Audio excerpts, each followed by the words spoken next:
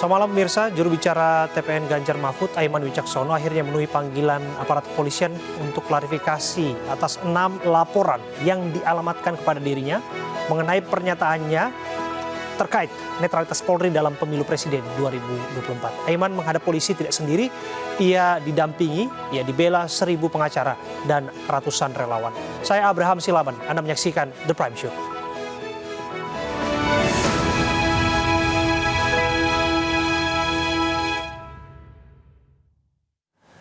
Kita awali informasi di The Prime Show mengenai proses pencarian dan evakuasi pendaki Gunung Merapi di Kabupaten Agam, Sumatera Barat yang menjadi korban erupsi masih terus berlanjut. Sementara itu seorang anak perempuan berusia 7 tahun tewas dianiaya oleh orang tua angkat dan karyawan mereka.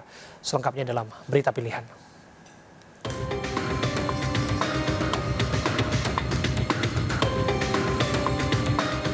Proses pencarian dan evakuasi pendaki Gunung Merapi di Kabupaten Agam, Sumatera Barat yang menjadi korban erupsi masih terus berlanjut.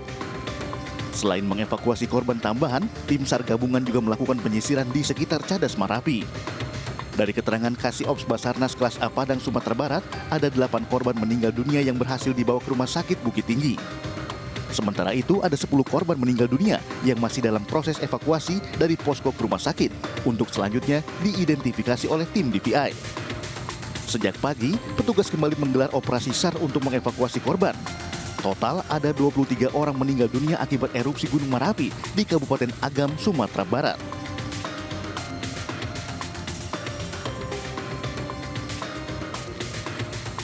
Kasus penganiayaan sadis terhadap anak perempuan berusia 7 tahun ini terungkap pada 23 November lalu.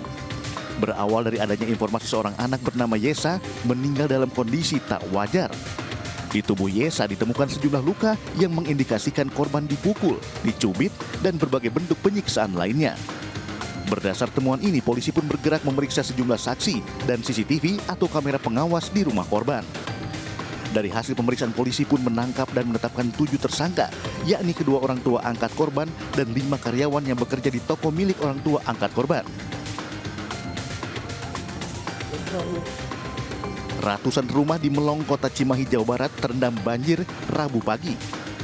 Air banjir yang tiba-tiba datang ini membuat perawatan dan barang elektronik milik warga rusak. Tidak hanya itu, sejumlah rumah warga pun rusak diterjang air banjir yang mencapai hampir 2 meter.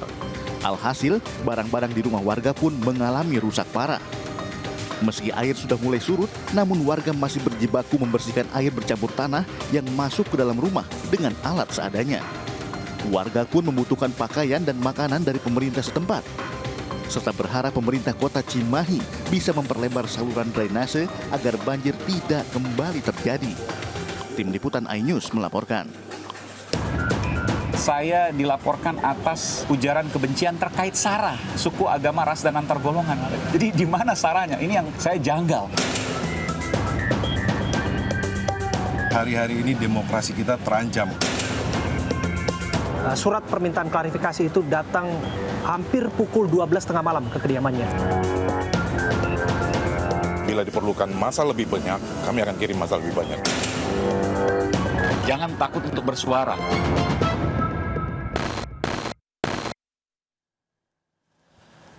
Pemirsa, kasus Aiman mengandung banyak kejanggalan karena ia dilaporkan atas tuduhan menyampaikan ujaran kebencian dan kaitan bermuatan SARA. Aiman akhirnya menghadap polisi, ia tidak sendiri, ia dibela 1.000 pengacara dan ratusan relawan.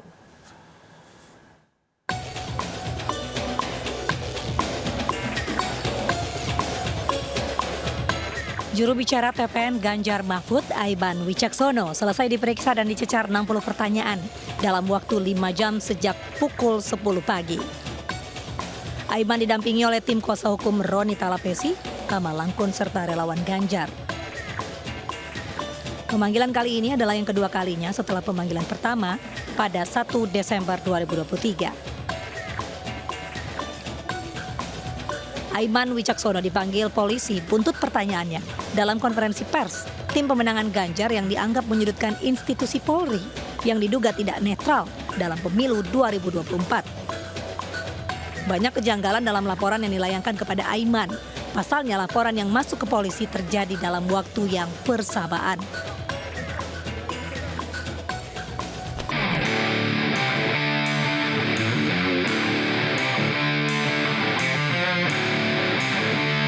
Juru bicara tim pemenangan nasional Ganjar Mahfud, Aiman Wicaksono, akhirnya memenuhi panggilan untuk klarifikasi di Polda Metro Jaya atas 6 laporan yang diarahkan kepada dirinya atas dugaan ujaran kebencian ataupun berita bohong kaitannya dengan pernyataan Aiman yang menyoroti netralitas aparat dalam Pilpres 2024.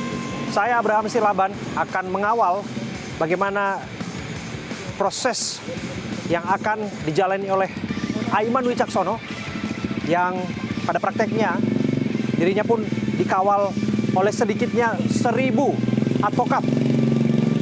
Tidak hanya 1.000 advokat, tapi disebutkan juga ada ratusan relawan dari berbagai elemen yang mengantarkan Aiman dalam pemeriksaannya ke Polda Metro Jaya. Kita akan lihat bersama.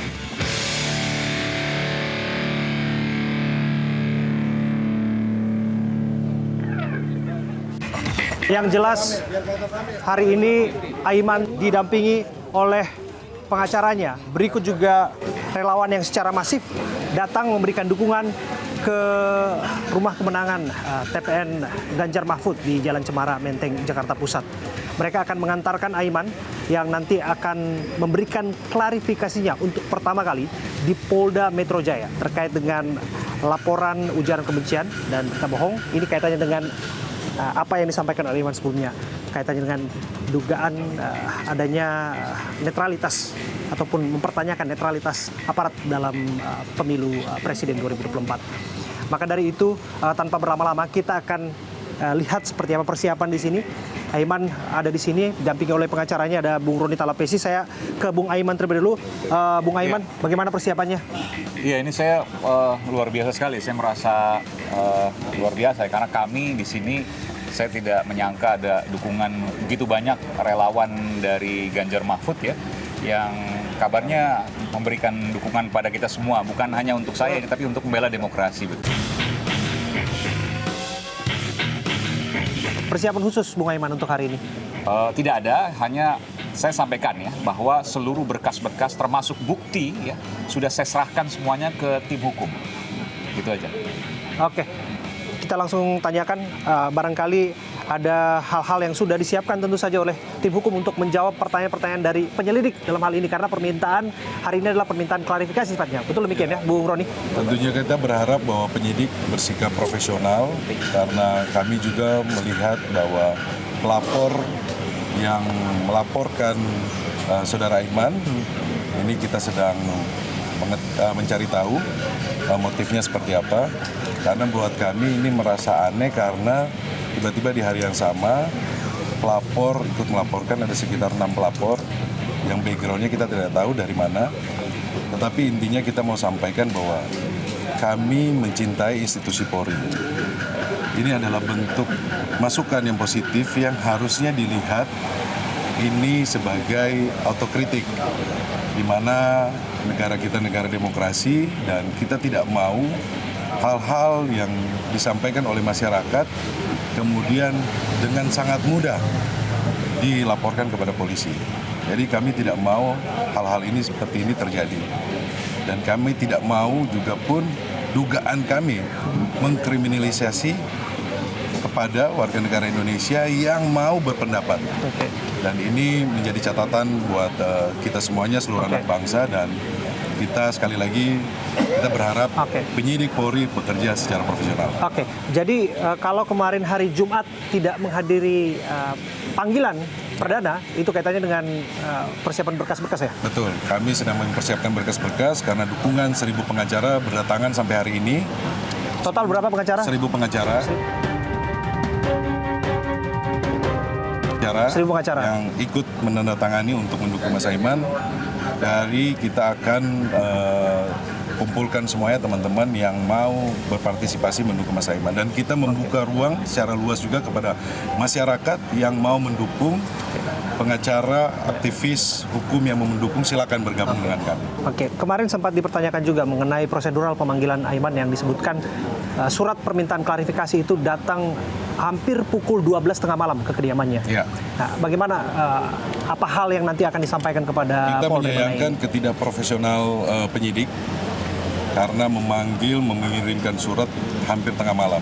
Nah, ini juga akan kita laporkan juga kepada Kompolnas hal-hal seperti ini, dan ini menjadi catatan khusus ke depannya bahwa hal-hal seperti ini tidak boleh terjadi lagi. Oke. Ya, bahwa kita harus menjunjung tinggi keadilan, menjunjung tinggi hukum, aturan main yang sudah ada gitu loh. Oke. Terakhir nih, Bung Roni, disebutkan sudah ada 10 ahli yang diperiksa. Ini dari ITA, dari pidana, kemudian bahkan dari Dewan Pers juga. Ya, menurut Bagaimana saya menanggapinya? apabila memang dari pihak Polri yang keberatan, yang merupakan saksi materialnya, harusnya juga pun diperiksa juga kan. Dan ini perlu kita lihat secara jernih perkaranya, dan saya pikir bahwa para penegak hukum yang saat ini sedang diperhatikan oleh masyarakat luas tentunya harus mengacu terhadap aturan main yang sudah ada. Kalau di dalam institusi Polri ada Perkap Kapolri, kemudian kalau kita bicara hukum acara ada hukum acara pidana, dan ya kita lihat ya kalau ada hal-hal yang tidak sesuai tentunya kami selaku pengacara dari Mas Aiman akan mengajukan upaya hukum. Oke, karena di sini sudah ada ratusan relawan yang berkumpul. Iya. Nggak ada salahnya kalau misalnya kita minta tanggapan mereka. Iya. Karena disebutkan tadi sejak pagi mereka sudah menunggu di sini. Ada barangkali satu orang relawan dari Pak Iya, Anggia Pak Tobing. Ya. Saya Anggia Tobing, Ganjarian Spartan. Kami hari ini Ganjarian Spartan DKI dan Komnas mengirim lebih kurang 100 orang untuk support Bung Aiman. Dan Ganjarian Spartan juga di samping yang sudah terdaftar 1.000 pengacara, kami kirim 7 pengacara. Kalau perlu diperlukan, kita akan siap. Tapi paling jelas ini adalah bentuk ketidaknyamanan kami terhadap dugaan pembungkaman terhadap demokrasi. Kami non partai, tapi kami support kejujuran dan jurdil terhadap pemilu. Jadi begitu kita lihat ada indikasi keberpihakan dari aparat, ya patut diduga ini sangat disayangkan. Dan kita akan terus bersuara dan dukung Bung Aiman dan tim advokat di sini. Bila diperlukan masa lebih banyak, kami akan kirim masa lebih banyak untuk support ini. Artinya komit untuk mengawal terus kasus Sangat ini. komit, sangat komit. Kami cinta demokrasi, kami cinta keadilan, kami cinta Polri, karena Polri bukan milik golongan, bukan milik orang tertentu, tapi Polri milik masyarakat, dan jelas-jelas gaji mereka dari masyarakat. Jadi jangan ada lagi institusi itu berpihak pada kelompok-kelompok tertentu. Demikian. Oke, terima kasih Pak Tobing, terima kasih Mbak Nara. Barangkali ada yang ingin ditambahkan, Bung Aiman sebelum berangkat? Ya, saya mau sampaikan ya, saya liputan di lingkungan Polri itu 22 tahun. Sejak saya awal menjadi wartawan. Betapa cintanya saya terhadap institusi Polri. Tapi ini kan bukan terkait institusi, ini bagian dari mengingatkan. Dan saya juga sampaikan pada waktu itu bahwa saya mendapat informasi dari teman-teman polisi dan lain sebagainya. Lalu kemudian di ujung saya sampaikan mudah-mudahan informasi itu salah. Artinya apa? Ini kan sebagai bentuk mengingatkan. Nah, kalau sampai dilaporkan, sampai ada 6 laporan yang serentak ya di hari yang sama, dan laporannya itu kemudian saya dilaporkan atas ujaran kebencian terkait sara, suku, agama, ras, dan antar golongan. Jadi di mana saranya? Ini yang saya janggal. Jadi laporan ini menurut saya sangat janggal, dan saya bertanya-tanya ada apa di balik ini semua. Nah itu mudah-mudahan ya keadilan ini tentu punya matanya sendiri. Tuhan akan memberikan atau menunjukkan kebenarannya. Amin. Dan teman-teman juga saya apresiasi ya. Kami apresiasi bahwa ini bentuk dari kepedulian untuk menjaga demokrasi, untuk menjaga keadilan di Indonesia. Oke, artinya secara prinsip Mas Aiman akan kooperatif terhadap proses yang akan ada di Saya depan. sebagai warga negara Indonesia yang patuh hukum, taat hukum, tentu akan menjalani semua terkait dengan perundang-undangan yang berlaku. Terima kasih Bung Aiman sekali lagi. Terima kasih atas waktunya. Kita nggak akan menunggu dan menahan berlama-lama lagi tentu saja, karena pada prinsipnya akan langsung berangkat ke Polda Metro Jaya untuk kemudian disampaikan klarifikasi terkait apa yang dinyatakan di depan penyelidik Polda Metro Jaya. Tidak takut intimidasi. Oke. Ya. Ganjar yang Spartan, kawal. Semua. Ini ada berapa relawan?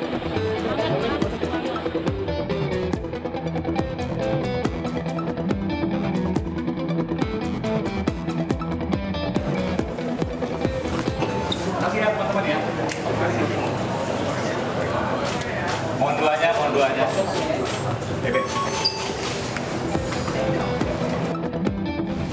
Sekarang siapa yang melaporkan? Ya udah, buktikan bahwa yang disampaikan Aiman itu bohong.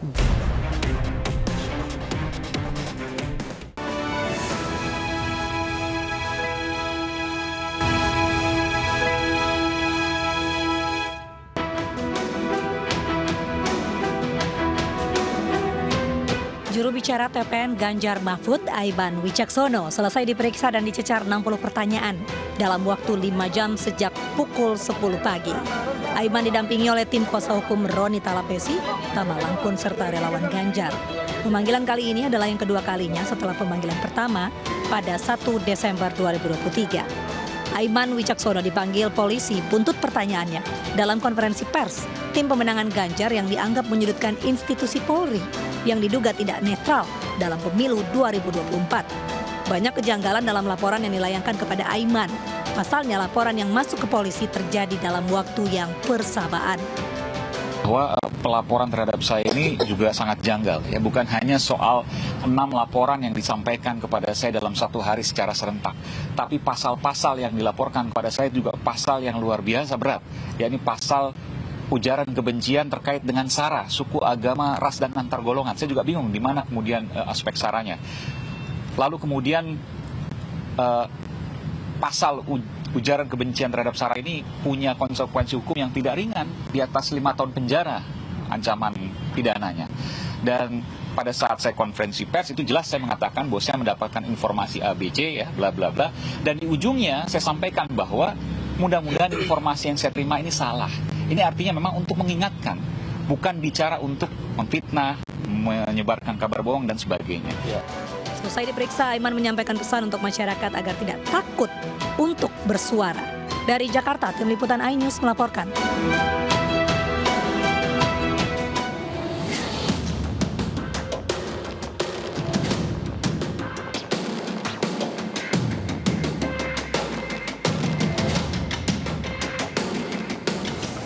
Sobat saya Abraham Silaban, saya mencoba untuk mendapatkan keterangan dan pandangan dari seorang yang malang melintang di bidang reserse, Komisaris Jenderal Purnawirawan Susno Duaji, Kabareskrim Polri 2008-2009. Ini kaitannya dengan fenomena politik, yang mana ada kekhawatiran publik terkait dengan netralitas aparatur sipil negara, termasuk alat negara TNI Polri di sana. Pak Susno, ya, ada ketakutan ya Pak ya dari publik yang kemudian melihat pemilu ini akan berjalan netral ataupun tidak. Kalau menurut Bapak seperti apa kekhawatiran ini? Pertama, kekhawatiran dulu ya. Ya. Apakah kekhawatiran itu hanya publik? Ternyata kekhawatiran yang paling besar itu ada pada para peserta pemilu ya. Justru peserta pemilu presiden, peserta pemilu legislatif yang khawatir apakah pemilu ini akan berjalan netral apa tidak. Ya. Nah, gejalanya sudah ditunjukkan apa? Ada penurunan tanda gambar atau baliho ya. Balihonya dari kelompok ini diturunkan, sedangkan yang ini kok tidak. Ternyata yang tidak ini yang dekat dengan penguasa. Kemudian ada lagi kebocoran semacam instruksi bahwa kita ya harus ikut atas gitu. Pengertian atas itu komandan kan, jalur komando, atasan kan, ikut atasan komando. Apa benar apa tidak instruksi itu? Ya, yang mendengar langsung pihak luar ya tidak, pihak dalam. Tapi apakah bisa dibuktikan ini? Ya agak susah ya, karena instruksi tertulisnya mungkin tidak ada. Nah, kalaupun ada mungkin tidak diakui gitu kan. Tetapi pertanyaan yang besar bahwa apa bisa ya suatu instansi atau suatu kelompok atau apa netral.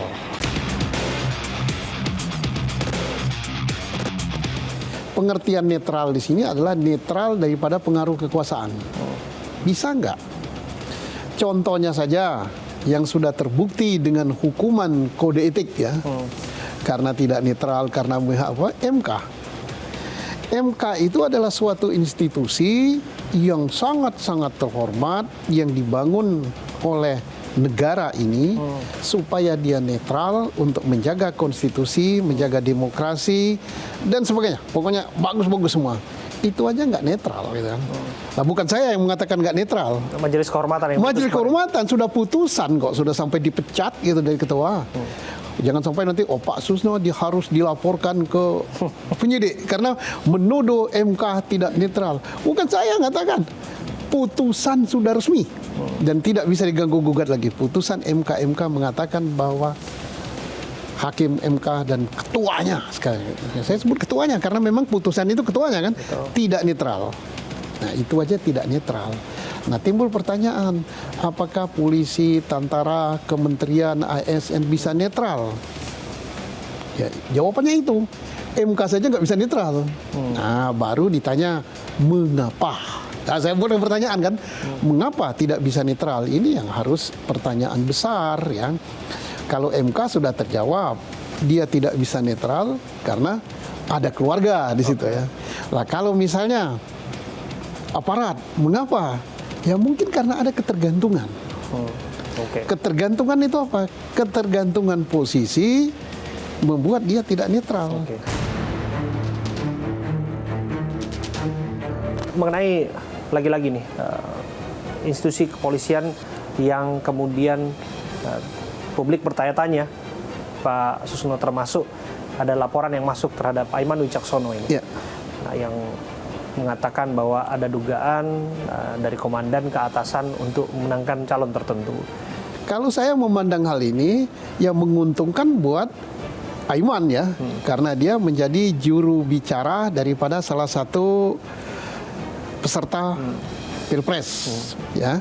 Dengan apa? Dengan namanya dia diangkat, dilaporkan dan apa-apa, berarti kan berita tentang dia, tentang capres dia terangkat terus kan. Ya, sudah promosi apa namanya gratis gitu kan. Bagus ini untuk capres yang diawakinya. Tapi dia menghadapi laporan polisi loh, Pak. Menghadapi laporan polisi kan bebas orang melapor kok, mau 6, mau 7, mau 10. Sekarang kan yang dilaporkan itu apa? Bahwa Aiman dilaporkan menyebarkan berita bohong kan? Kira-kira begitu ya. Ya nggak apa-apa lah, sepanjang Aiman menyebarkan berita bohong karangan dia sendiri, atau bukan? Kan gitu. Oh, saya tidak menyebarkan berita bohong, saya bersumber dari media ini, media ini. Kewajiban daripada yang melapor. Misalnya saya melapor, saya laporkan Mas Bram menyebarkan berita bohong. Kewajiban saya untuk membuktikan bahwa itu bohong. Sekarang siapa yang melaporkan? Ya udah, buktikan bahwa yang disampaikan Aiman itu bohong.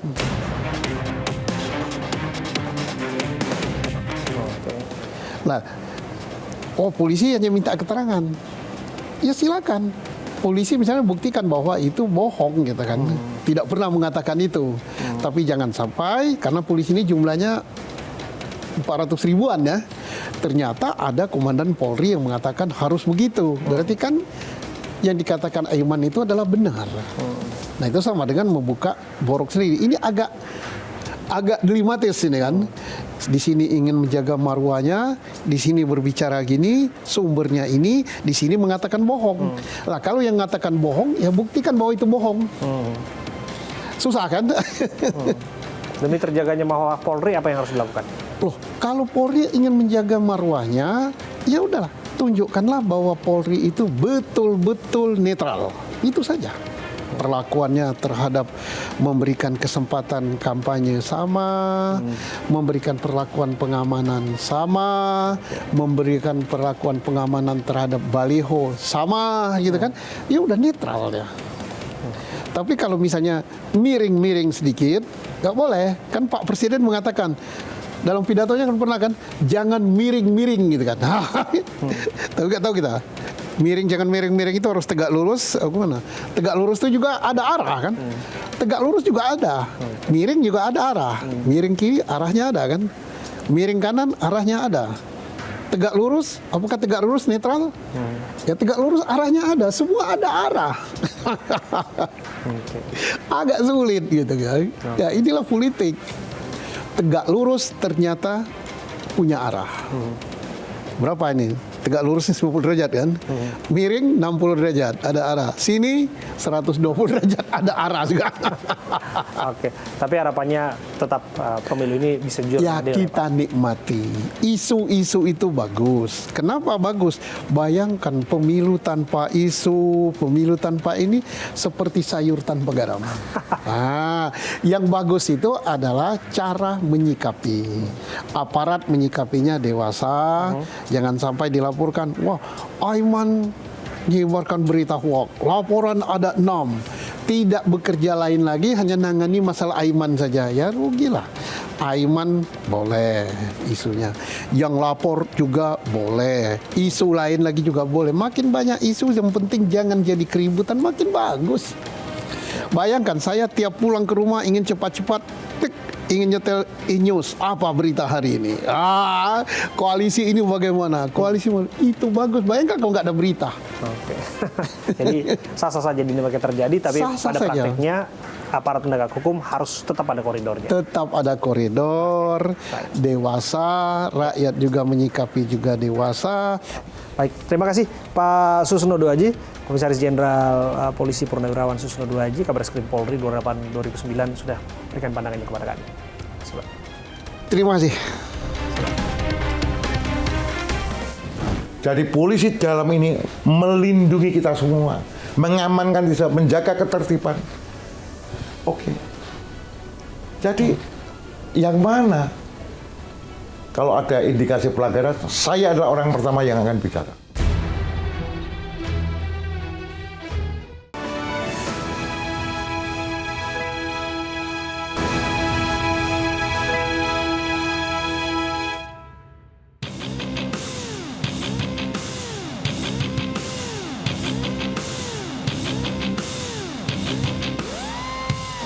Sobat, saya Abraham Silaban, saya duduk bersama dengan Ketua Komisi 3 DPR RI, Mas Bambang Wuryanto, yang akrab disapa Mas Bambang Pacul. Ya. Mas Pacul, terima kasih sudah menerima kami, Mas Pacul. Sama-sama, ya, gimana? Ada banyak seruan, ada banyak kekhawatiran, kegelisahan mengenai netralitas aparat dalam pemilu. Ya. Apa tanggapan Mas Pacul mengenai temuan-temuan ini yang sudah terpublikasi di berbagai media? Ya. Terima kasih, Dinda. Yang pertama dan paling utama, pemilu ini adalah hajat seluruh rakyat Indonesia. Yang bertanding adalah partai politik atau paslon dari capres-cawapres, itu yang bertanding. Di dalam pertandingan ini ada aturan main. Penyelenggaranya KPU. KPU menyelenggarakan. Bawaslu mengawasi sebagai wasit. Di mana posisi Pak Polisi yang dinyatakan tidak netral? Pak Polisi diindikasikan tidak netral kalau dia mengintervensi wasit.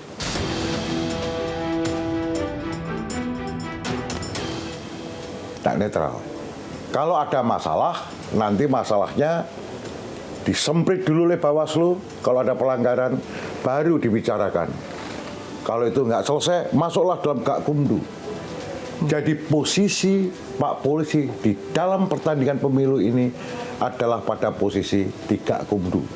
Ketika terjadi sengketa, terjadi pelanggaran, di situ posisinya. Jadi kalau ada kemudian Pak Polisi mengintervensi pertandingan, nggak bisa. Nggak dimungkinkan itu. Aturan perundangannya tidak membolehkan. Kan begitu. Karena sesungguhnya Pak Polisi ini, kepolisian ini maksud saya tugasnya itu clear di dalam Undang-Undang Polisi. Undang-Undang Kepolisian itu clear di pasal 2. Yang paling utama dia adalah melindungi, mengayomi, dan melayani rakyat. Itu clear banget. Jadi gampang sekali kita akan menjustify ini tindakan intervensi atau bukan. Itu gampang. Dan sesungguhnya Pak Kapolri bersama Pak Presiden juga menyatakan loh, sudah beberapa kali Pak Kapolri menyatakan bahwa Polri netral. Kan begitu. Ya. Di Pak 5 juga menyatakan Polri TNI netral. Jadi memang harus netral. Nah, itu kan di udara. Bagaimana di akar rumputnya? Di akar rumput ya nanti kan ketemu di lapangan kayak apa yang disebut pelanggaran. Contoh misalnya, kasus yang paling besar adalah pemanggilan Dirkrimsus melalui birokrasi provinsi memanggil seluruh lurah-lurah sekabupaten Karanganyar. 167 lurah dipanggil. Kepala desa. Bukan lurah, kepala desa. Dipanggil, geger. Ada intervensi nih kan gitu loh. Nggak biasa-biasanya nih. Secara serentak dipanggil. Serentak. Iya. Panggilannya kan serentak. Nggak biasa-biasa. Nanti indikasi berikutnya Klaten, indikasi berikutnya Wonogiri, kan begitu. Nah ini faktanya apa? Kan kita komunikasi, gimana itu? Oh enggak, ini ada indikasi ini aja. Udah kalau gitu kita tunda dong. Sampai nanti habis pemilu. Maka kemudian pemanggilan dipending. Anda menangkap ada dugaan intimidasi di sana yang disebutkan ini untuk pengarahan dukungan suara kepada salah satu pasangan calon tertentu? Kalau ada indikasi seperti itu, saya adalah orang yang teriak pertama kali. Ada pelanggaran, saya akan teriak pertama kali. Kenapa Pak Masud? Karena saya, seperti Pak Diko bilang, saya Ketua Komisi 3 dan polisi adalah mitra kami. Dan perlu saya ingatkan kepada seluruh Republik ini, anggaran Polri itu luar biasa besarnya. Kedua setelah Hankam. Gitu loh. Ada 130-an sekian triliun. Itu adalah anggaran yang dikumpulin dari Republik ini, termasuk pajak tikus sekalian masuk situ. Jadi polisi dalam ini melindungi kita semua. Tentunya Anda seharusnya menangkap pesan dari 160-an lebih kepala desa dipanggil secara serentak. Ini kaitannya dengan penanganan evaluasi penggunaan dana desa. Ada yang aneh nggak di sana? Sebenarnya bukan penggunaan dana. Yang mau dicek itu keuangan pergub yang diberikan kepada kepala desa dari dana provinsi, gubernur, kan gitu loh, dari kewenangan daerah provinsi yang diberikan kepada mereka itu yang kemudian mau dilakukan evaluasi. Tapi ya evaluasi masa rame-rame gitu. Iya, itu pertanyaan publik. Nah itu makanya ketika argumentasi ya ini bagian daripada hal yang mau kita kasih pengarahan misalnya, ya udah saya bilang izin itu kalau sudah selesai pemilu saja. Oke. Secara politik ini dikaitkan dengan upaya untuk meraup suara di kandang banteng yang mana Mas Pacul adalah ketua DPD PDI Perjuangan Jawa Tengah, yang di sana disebutkan Gibran selaku calon wakil presiden ditugaskan khusus untuk memenangkan kantong-kantong suara di sana. Bagaimana Mas Pacul menjawabnya? Pertandingan biasa saja. Ya mari kita bertanding. Siapapun yang akan memimpin, mohon maaf ya kalau kita di PDI Perjuangan itu pertandingan itu kita anggap pertempuran biar sepakat. Orang PDI kan suka semangat-semangat. Rujukan saya adalah hasil investigasi majalah Tempo yang mengatakan bahwa ada sejumlah pengusaha yang ditekan oleh oknum aparat yang di sana agar tidak memberikan dukungan secara terbuka, pembiayaan secara terbuka terhadap deklarasi dukungan terhadap paslon nomor 3 maupun nomor 1. Apakah hal itu juga menjadi temuan dari Mas Pacul dan tim? Sampai hari ini aku belum menemukan itu. Bahwa kami tidak dapat support, ya. Tetapi kita tidak pernah mendapatkan informasi bahwa kami ditekan gini, Pak. Nggak ada yang ngomong tuh sama kita. Kalau ada yang ngomong, oke, siapa yang neken misalnya. Gitu loh. Aku juga siap lah untuk berdiri garda terdepan di dalam soal ini. Ini supaya kawan-kawan Polri juga tahu Bambang Pacul, Ketua Komisi 3, siap di garda depan. Kalau ada intervensi dalam pemilu, saya adalah yang terdepan untuk melakukan penegakan. Apa instruksi dari Bu Mega, Mas Pacul, Ketua Umum PDI Perjuangan, dengan gegap gempita tahun politik seperti ini? Karena terakhir kan kita mendengarkan pidato Bu Mega yang mengasosiasikan pemerintahan Orde Baru dan sebagainya. Bagaimana Mas Pacul sebagai komandan menerjemahkan pidato Bu Mega itu? Oh ya pasti, kita tingkatkan kewaspadaan kita. Dan kita akan pasti berani tegur. Kalau itu menyalahi garis yang sesuai dengan peraturan perundangan, kita pasti akan laksanakan. Kita udah kasih briefing kok pada kawan-kawan. Nggak perlu takut. Apa yang takut itu sama anak bangsa. Dan rule of the game-nya jelas kok. Rule of the game-nya itu jelas. Aturan main itu jelas. Kalau orang mengada-ada, pasti ketahuan ini orang ini mengada-ada ini. Kan begitu, pasti ketahuan kok. Kaitannya dengan debat Capres, Cawapres, Mas Pacul. Ada 5 sesi. 3 sesi disebutkan porsi terbanyak untuk Capres, 2 sesi untuk Cawapres. Tapi format ini berbeda dengan format 5 tahun yang lalu, 4 tahun yang lalu. Yang mana Capres sendiri, Cawapres sendiri, tapi ada yang berpasangan. Nah, ini banyak menuai polemik, Mas Pacul, yang disebutkan bahwa ada dugaan keberpihakan, menguntungkan paslon tertentu karena tidak diadakannya debat cawapres antar cawapres sendiri. Antara Pak Muhaimin berhadapan dengan Gibran, berhadapan dengan Pak Mahfud. Gitu. Bagaimana Mas Pacul melihatnya? Nomor 1, Adinda, ini belum keputusan. Gitu loh. Debat jadwal capres ini belum keputusan. Mereka masih butuh pleno. Nah, nanti formatnya seperti apa pleno? Kalau nanti publik akan nilai penyelenggara ini fair apa nggak fair, publik semua menilai. Mata ke situ. Memang berani tuh kawan-kawan KPU. Pak Hasim dan anggota-anggotanya berani ugal-ugalan. Nggak berani lah. Yang paling nyaman sama kan dengan yang kemarin. Itu clear. Ya, udah sama dengan kemarin kok. Jadi cawapres sendiri. Lah itu misalnya yang paling gampang. Kalau saran Pak Pacul samakan dengan yang kemarin. Luar biasa. Terima kasih Mas Pacul, Bambang Pacul, Ketua Komisi 3 sudah hadir dan berbincang secara khusus bersama dengan saya Abraham Silaban. Terima kasih. Sampai jumpa. Terima kasih, sampai jumpa. Terima kasih Dinda.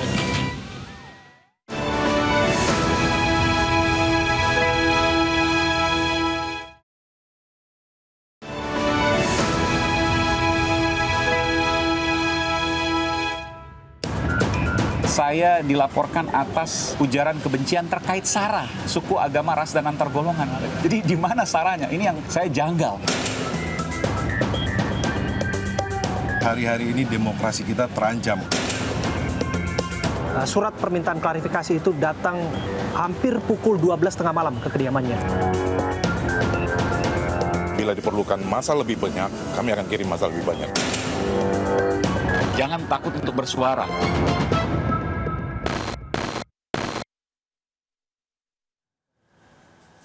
Anda kembali di The Prime Show dan saya sudah duduk bersama dengan Bung Julius Ibrani, Ketua PBHI.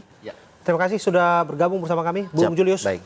Bung Julius, tentu Anda mengikuti pemeriksaan Aiman Wicaksono ya. Tapi bagaimana Anda menilai pemeriksaan Aiman dan kaitannya dengan kebebasan berpendapat? Karena ini berkali-kali disuarakan olehnya. Ya, jadi pertama sebelum kita respon soal pemeriksaannya, kita lihat dulu substansinya, apa yang dilaporkan. Kalau saya melihat video pernyataan Aiman berkali-kali, kaitannya dengan adanya dugaan netralitas Polri, lalu adanya komando, lalu adanya oknum-oknum.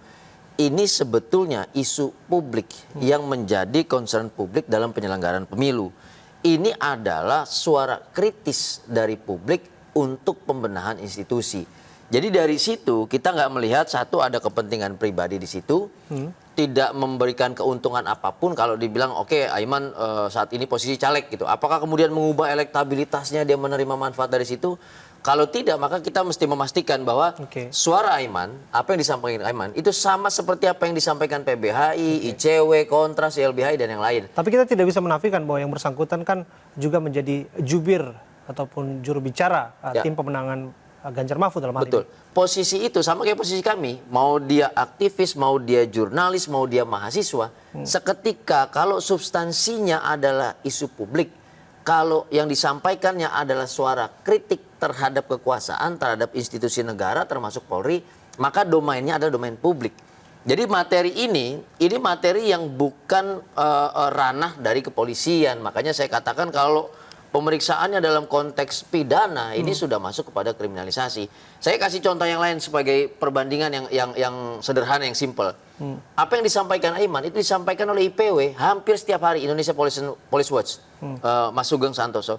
Disampaikan juga oleh Kontras, disampaikan oleh YLBI. Ini kan tonnya sama, substansinya sama. Artinya bukan kepentingan pribadi dan bukan sepatutnya dalam konteks kriminalisasi di situ. Sesungguhnya kita sudah berupaya untuk mengundang Kompolnas dalam diskusi kita ini, namun sangat disayangkan tidak bisa bergabung. Yang ingin saya tanyakan kepada Anda, bukankah kemudian polisi dalam hal ini memang sudah menjadi tupoksinya untuk menanggung-jawabi ataupun menindaklanjuti tepatnya setiap laporan yang masuk? Ada 6 laporan yang masuk. Jelas, kalau bicara laporan yang masuk, ya memang harus diterima. Tidak boleh ditolak. Gitu. Tidak boleh ditolak. Dia harus diterima. Tetapi apakah ditindaklanjuti, itu ada yang namanya hukum acaranya. Saya merujuknya pada bukunya ahli tentang pidana, M. Yahya Harahap, ya, kaitannya dengan penyidikan dan penuntutan. Dikatakan bahwa proses penyelidikan itu konstruksinya sudah menyatakan bahwa ini dugaan peristiwa pidana. Nah, yang disampaikan oleh Aiman adalah suara kritis, bukan pidana. Ini sudah salah alamat. Itu satu. Yang kedua adalah kita juga mau katakan ini kalau pemeriksaannya dalam konstruksi penyelidikan, apapun itu, panggilan, klarifikasi dan segala macamnya, maka yang ditanyakan, informasi yang digali untuk memenuhi unsur-unsur pidana. Bukan justru untuk memastikan ini bukan tindak pidana. Itu terbalik. Artinya di sini ini ada problem institusional juga dalam merespon kritik dari publik. Gitu. Yang disoroti juga adalah surat panggilan yang masuk hampir pukul 12 tengah malam ke kediaman Aiman yang diantarkan oleh 3 personil Polri. Ya. Ini kemudian menjadi kekhawatiran tersendiri, bahkan disebutkan ini membawa ketakutan bagi keluarganya. Bagaimana? Iya, di sini fungsi hukum acara pidana yang kita menggunakan dengan KUHAP, lalu ada undang-undang HAM, ada Kovenan Internasional Sipil dan Politik yang sudah menjadi undang-undang di kita. Jadi dalam kerangka penyidikan dan penuntutan ada satu batasan yang tegas yang diberlakukan terhadap negara, penegak hukum, kepolisian. Dia tidak boleh melanggar hak asasi manusia, dia tidak boleh merendahkan martabat. Pemanggilan di luar jam normal orang berkegiatan itu harus dianggap sebagai sebuah bentuk intimidasi. Itu sebagai sebuah tindakan yang di luar kebiasaan dan tidak wajar. Makanya tadi saya sih justru mikirnya begini, ini memang hal-hal teknis. Tapi apakah ini diwajarkan terhadap pemeriksaan yang lain? Jelas enggak. Bahwa pemeriksaan harus dilakukan di office hour. Harus memperhatikan yang diperiksa dalam kondisi sehat, baik secara psikologis maupun fisik dan segala macam. Ini batasan yang harus dipatuhi oleh negara. Gitu. Ketika ini semuanya dilanggar, maka prosedur hukum acaranya sudah dianggap melanggar juga. Termasuk tadi pemanggilan tengah malam, kecuali operasi tangkap tangan. Memang tertangkap basah dia melakukan tindak pidana, nggak perlu memperhitungkan apakah itu tengah malam, subuh, pagi. Tapi ketika pemanggilan yang sifatnya administratif, dia tidak boleh dilakukan melampaui jam-jam yang wajar. Gitu. Disinggung mengenai kebebasan berpendapat, tapi kita juga harus menyadari kebablasan juga satu hal yang juga harus kita soroti agar tidak terjadi. Apalagi kemudian menyebar luaskan informasi yang belum tentu mengandung nilai kebenaran di sana. Karena hari-hari ini kita hidup di era informasi yang begitu deras, hilir mudik lewat media sosial dan sebagainya. Jadi bahasa-bahasa itulah bahasa yang merepresi kebebasan berpendapat. Makanya saya katakan bahwa ketika ini datangnya dari publik bukan untuk mendapatkan keuntungan komersil apapun, lalu yang disasar adalah kekuasaan, di situ ada kepentingan umum. Artinya di situ bukan tindak pidana. Bahwa pendapat itu ada batasnya jelas. Jadi pasal 19 Kovenan Sipil dan Politik membatasi kebebasan berpendapat itu tidak boleh dilakukan dengan ujaran kebencian. Nah, saya mau breakdown ujaran kebencian. Ujaran kebencian itu adalah sebuah insinuasi yang mendorong kelompok tertentu untuk melakukan perbuatan. Misal contoh, dulu di Rwanda terjadi suku A dengan suku B mengatakan suku B ini buruk bla bla bla bla, harus kita bunuh, kita serang pada jam, waktu, hari menggunakan alat. Ini sebuah ujaran kebencian yang sudah harus dipidana dalam konteks kebebasan berpendapat. Tapi pertanyaannya, apakah Aiman melakukan demikian? Tidak. Apakah kemudian menyebabkan institusi Polri, kemudian apa? Oh, anggarannya kepotong, personilnya dipecat, semua di breakdown? Enggak juga. Jadi jangan menggunakan pendekatan pertahanan keamanan dan juga stabilitas nasional politik Orde Baru dalam kerangka kebebasan berpendapat di era demokrasi dan hak asasi saat ini. Tidak tepat. Bung Julius Ibrani, Ketua PBHI, sudah hadir bersama kami. Terima kasih. Dan dialog tadi menutup jumpa kita di The Prime Show malam ini. Mewakili kerabat kerja yang bertugas, saya Abraham Silaban. Pamit undur diri. Terima kasih. Sampai jumpa.